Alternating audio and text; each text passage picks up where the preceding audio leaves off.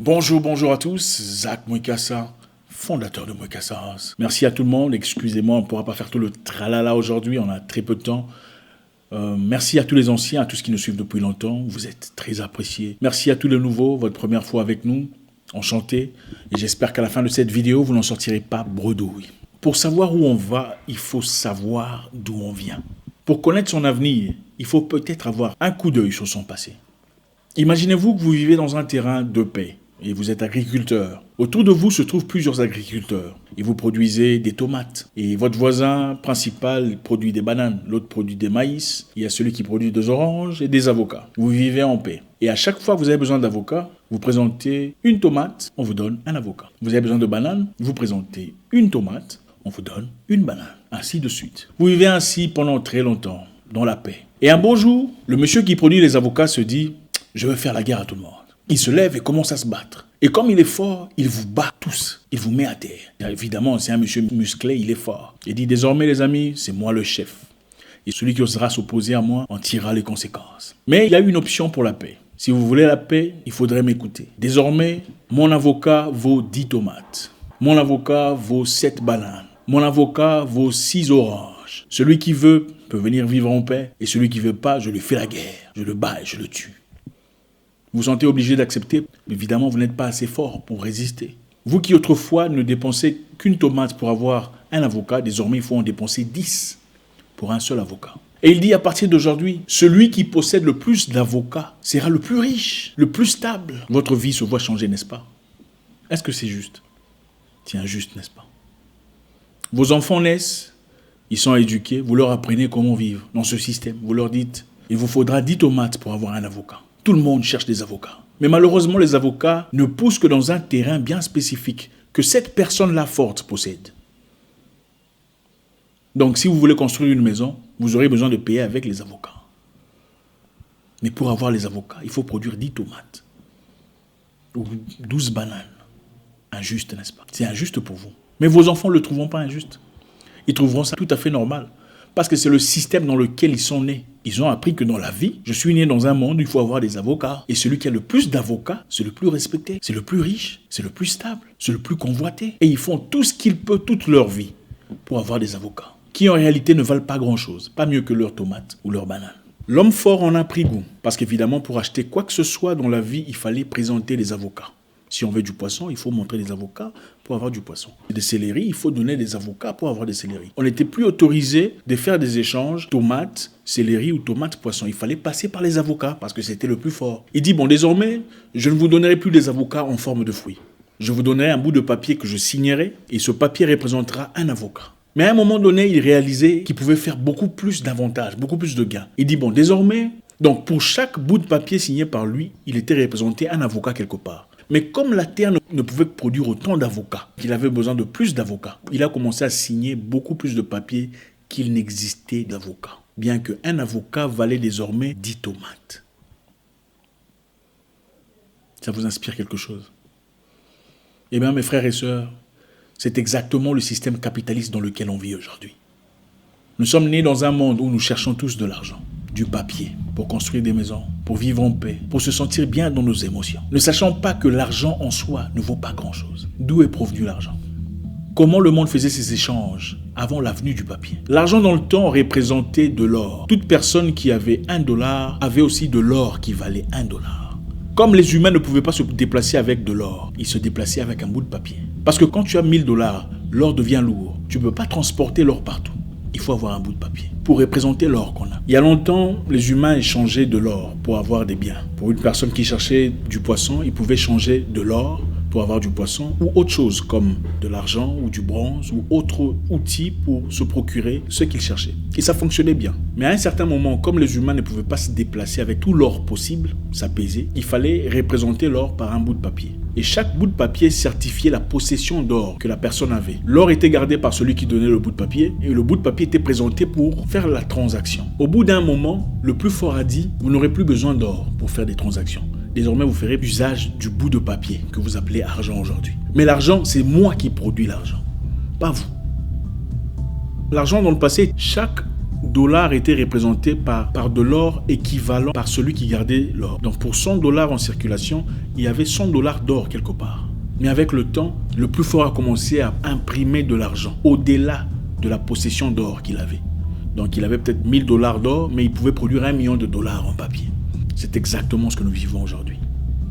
En 1933, au mois d'avril, le président Roosevelt de ce pays-là que vous connaissez, a déclaré que sa banque, donc la banque de son pays, était désormais libre de tout lien monétaire avec l'or. Ils étaient désormais en capacité de produire autant d'argent qu'ils voulaient, sans avoir l'équivalent de l'or en banque. Vous comprenez maintenant pourquoi les autres pays directement sont tombés en faillite. Parce qu'ils avaient tous besoin de l'argent que lui avait. Ce n'était plus l'or qui valait l'argent, c'était son argent qui valait de l'or. Et pour nous qui naissons aujourd'hui, et souvent ne comprenons pas l'histoire, on trouve tout à fait normal de se battre pour avoir de l'argent, pour avoir une vie bien, pour être respecté, pour être bien en société. Sans jamais remettre en question, sans jamais comprendre que dans le passé, les gens vivaient beaucoup mieux, en liberté, que nous sommes en effet devenus esclaves aujourd'hui d'un système qu'on appelle système monétaire. Parce qu'il y a évidemment des mots bien appropriés, des mots bien illustrés, bien embellis pour donner une impression scientifique autour de tout ça. Mais en bref, c'est ça. Donc, pour banaliser tout ça, je vous dépouille de tout ce que vous avez. Désormais, c'est mon bout de papier qui a de la valeur. Il vous faut mon bout de papier pour construire vos routes, pour construire vos maisons, pour donner une vie à votre société. Et si vous vous y opposez, je viens vous bombarder. Je vous tue. C'est ça le monde dans lequel on vit. On peut donner toute forme de science autour de ça, lustrer ça, un vernis de bonheur, d'éclairance, de science. C'est ça, banalement, ce que ça veut dire. On nous envoie dans des écoles pour étudier l'économie, ils appellent ça économie, et quand on quitte là avec des accolades, on se trouve supérieur aux autres. Ah, je suis licencié en économie. Ne comprenons pas que nous sommes en train de soutenir un système meurtrier, exactement comme un système génocidaire. Vous savez, pendant les tueries au Japon, pendant la Deuxième Guerre mondiale, les gens sont partis faire l'école sur comment bien tuer les gens.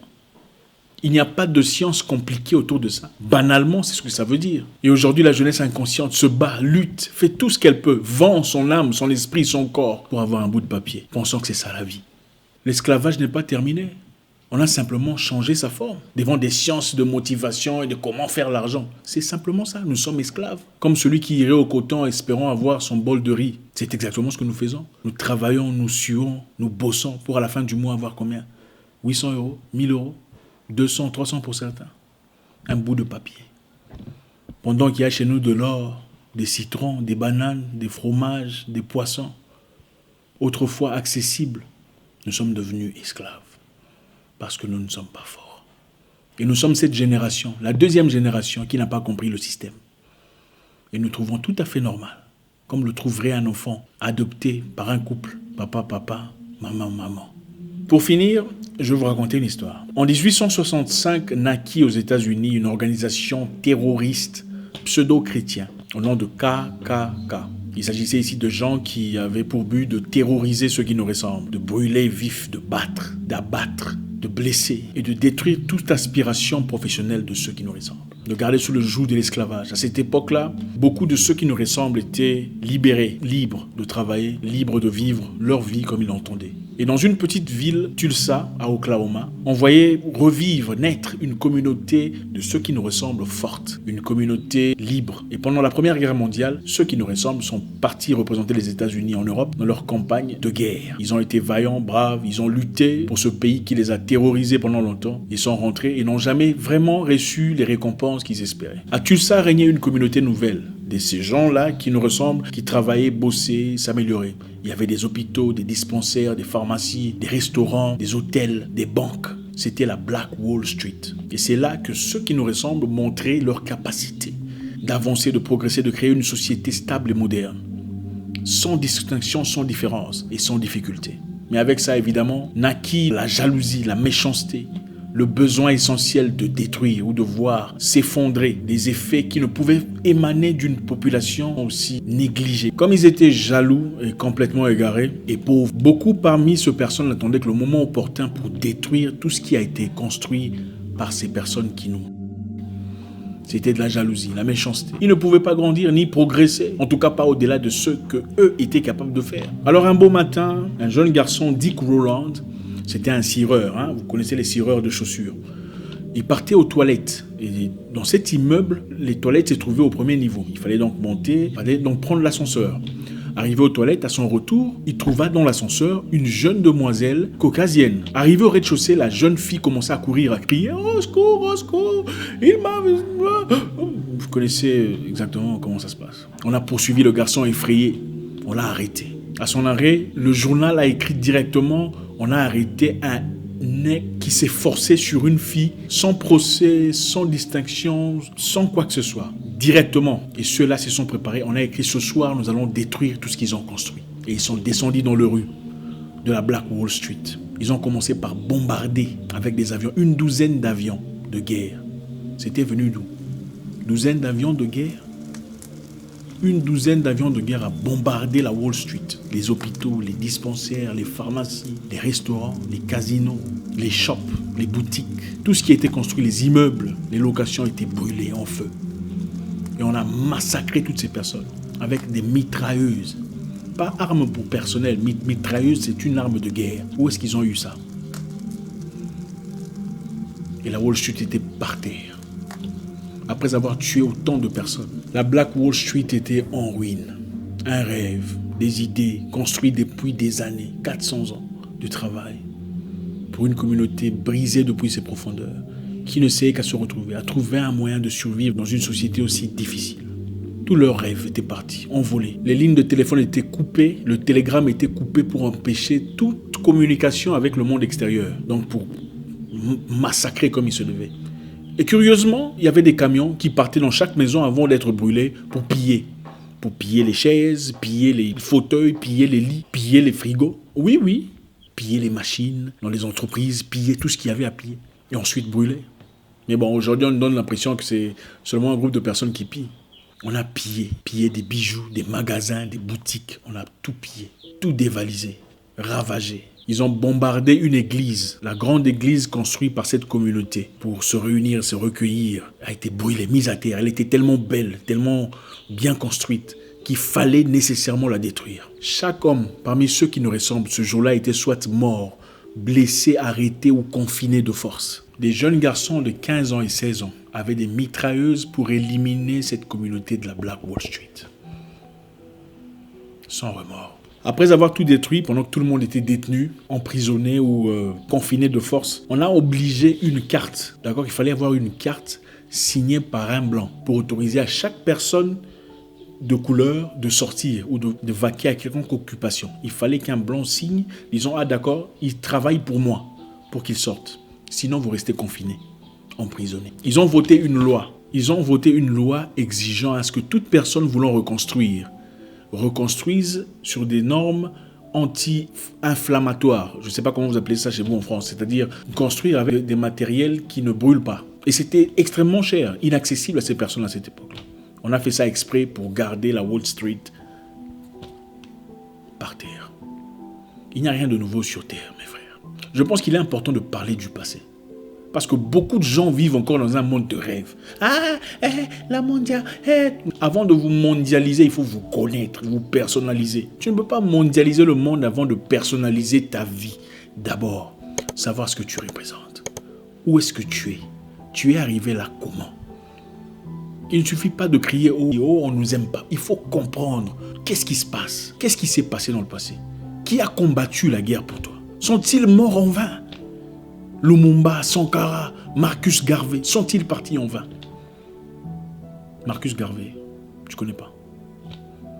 Mais tu connais Kim Kardashian, Beyoncé, Shakira. C'est une honte, mes frères. Il n'y a rien de nouveau sur Terre, mais il faut comprendre le combat dans lequel nous sommes. Ceux qui luttent aux États-Unis aujourd'hui le font pour des causes bonnes. Mais il y a des gens qui brûlent les rues pour donner une justification de force afin que le gouvernement vienne. Ceux qui brûlent les rues aux États-Unis aujourd'hui ne font pas partie des communautés qui veulent le bien de notre communauté. Ils sont là pour faire voir au monde. Voilà, regardez comment. Ils ne peuvent pas lutter en paix. Ils détruisent toujours. Ils sont en effet des intrus. Ils ont été envoyés pour faire ça. Pour que l'on déclare martial law et que le gouvernement soit entre les mains du président et que le président envoie l'armée et que l'armée fasse ce qu'il a à faire. Il n'y a rien de nouveau sur Terre. Ceci s'est passé en 1921, il y a moins de 100 ans, et on pense que les choses ont changé. On pense que soudainement, les gens vivent avec beaucoup de choses dans leur cœur. Ils ont peut-être eu cette opportunité, cette brèche de montrer de quoi on est capable. Tous qui ne ressemblent pas ne sont pas méchants. mais penser qu'ils sont aussi tous bons serait aussi stupide que penser son contraire. Merci infiniment. Merci encore infiniment pour ce moment d'intimité. Ça fait plaisir. Il faut se connaître, il faut se découvrir. Nous ne nous connaissons pas. On nous a fait croire que connaître le village de son père, c'est le début de la sorcellerie et de l'enfer et de la perdition éternelle. Pourquoi tu veux connaître le village de ton père ou la langue de ton père? Il faudrait par contre connaître Paris, Londres et Bruxelles. Qui vous a dit ça? J'espère vous parler encore très bientôt dans une nouvelle vidéo. Au revoir.